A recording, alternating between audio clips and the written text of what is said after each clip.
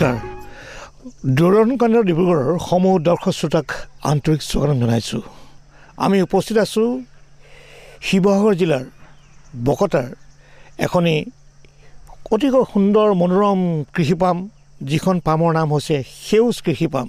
চৌদিশে মাত্ৰ সেউজীয়া এই সেউজীয়াৰ এই ধৰণীৰ মাজতে আমি আছোঁ আৰু সেউজ কৃষি পামৰ মাজতে আমি ইয়াত লগ পাইছোঁ এগৰাকী বিশিষ্ট ব্যক্তিক। নমস্কাৰ, মোৰ নাম ৰাজেশ নায়ক। তেখেত এগৰাকী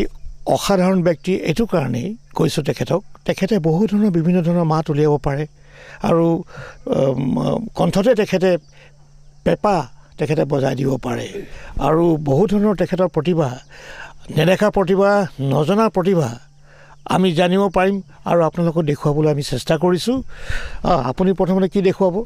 মই টোকাই নাই, মই দিহা নম্বৰ দেখাই দিওঁ। কৃষ্ণ ৰাম নাৰায়ণ,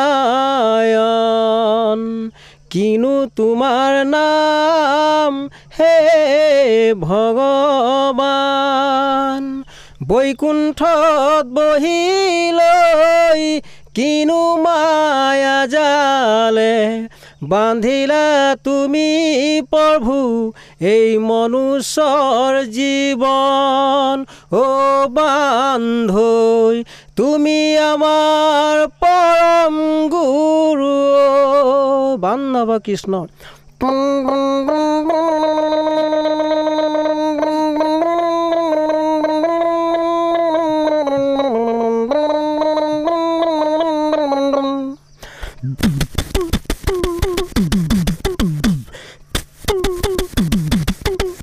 হে ৰাম ৰাম ধূপ দিলোঁ, বন্তি দিলোঁ আৰু দিলোঁ ধূনা, হে ৰাম ৰাম নাম লওঁতে ভুল হৈ যদি কৰিব মাৰ্জনা।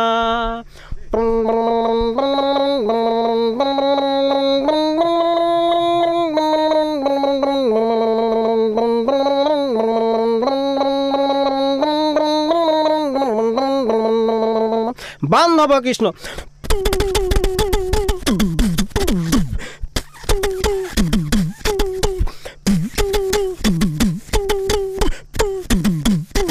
এই আমাৰ অসমৰ লোকবাদ্য আছিলে। আপুনি নাগাৰা বজালে? হয় হয়। আৰু কি দেখাব আৰু কি ক'ব? আৰু আমাৰ যিখিনি আমাৰ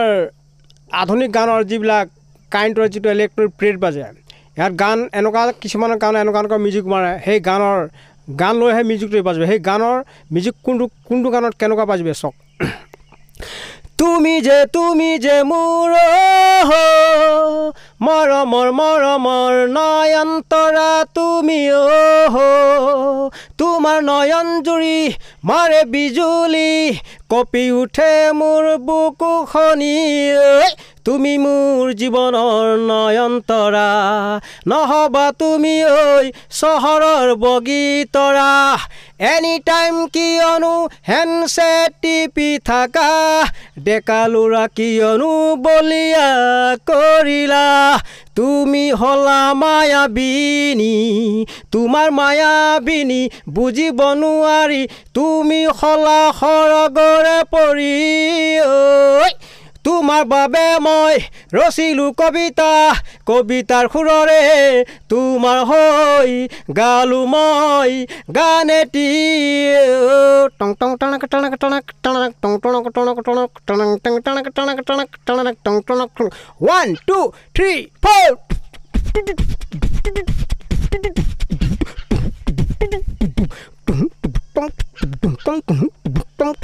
এইটো নাল বুলি কয় দেই।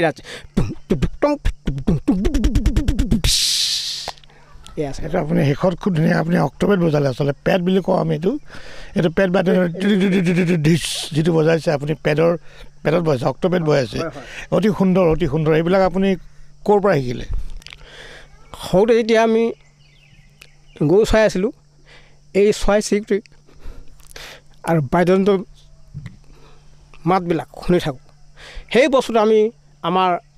মোৰ নিজৰ মেমৰিত লৈ পেলাই এই বস্তুটো মই এতিয়া সেইকাৰণে আৱিষ্কাৰ কৰিছোঁ। ইয়াৰ বাহিৰেও আপুনি বেলেগ মাত উলিয়াই নেকি? নিশ্চয় ছাৰ আছে। আমাৰ যিটুকু আমাৰ অসমৰ পিয়ৰ বস্তু, খুলি কেটি, কুলি কাটি যেতিয়া আহিব ঢুলীয়াই ঢোল বজাব নাচনীয়ে নাচিব কুলি কাটি থাকিব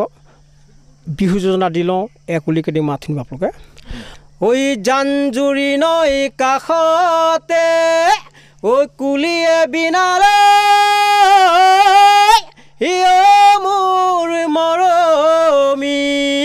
ঐ বিলৰে পদুম ফুল ঐ বিলতে ফুলিলে ঐ বিলখনি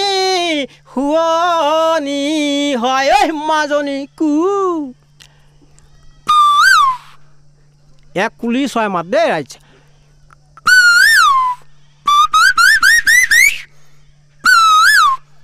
মই কেতেকী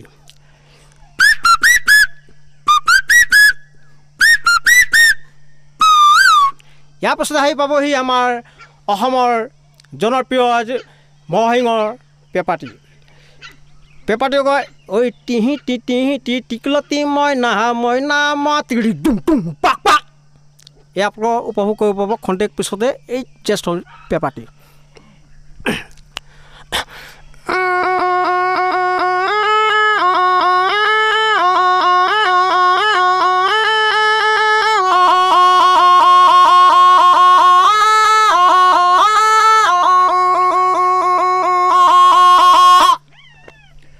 অতি সুন্দৰ অতি মনোৰম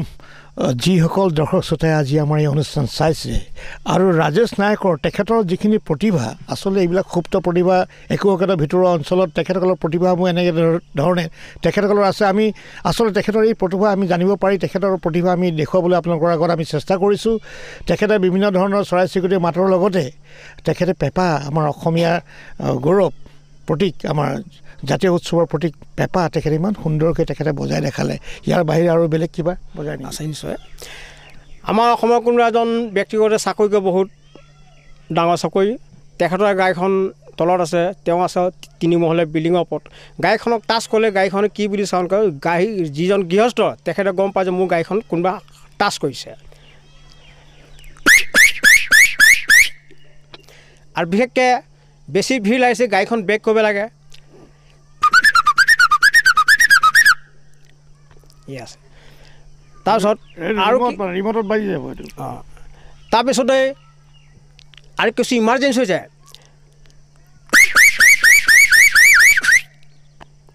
অতি সুন্দৰ আপোনাৰ যিখিনি আৰু কিবা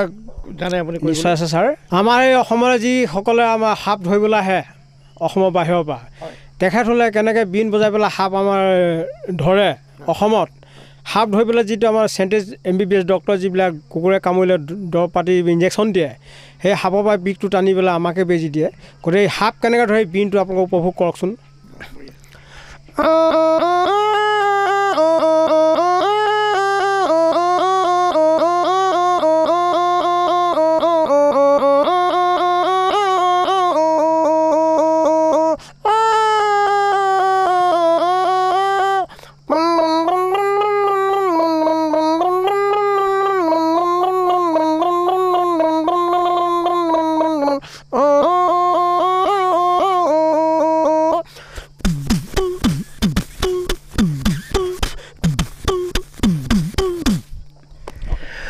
যিসকল দৰ্শকে আজিৰ এই অনুষ্ঠানটো চাই আছে আচল কথা আমাৰ এই অনুষ্ঠানটো চাই মই এটা কথা অনুভৱ কৰিছোঁ বা উপলব্ধি কৰিছোঁ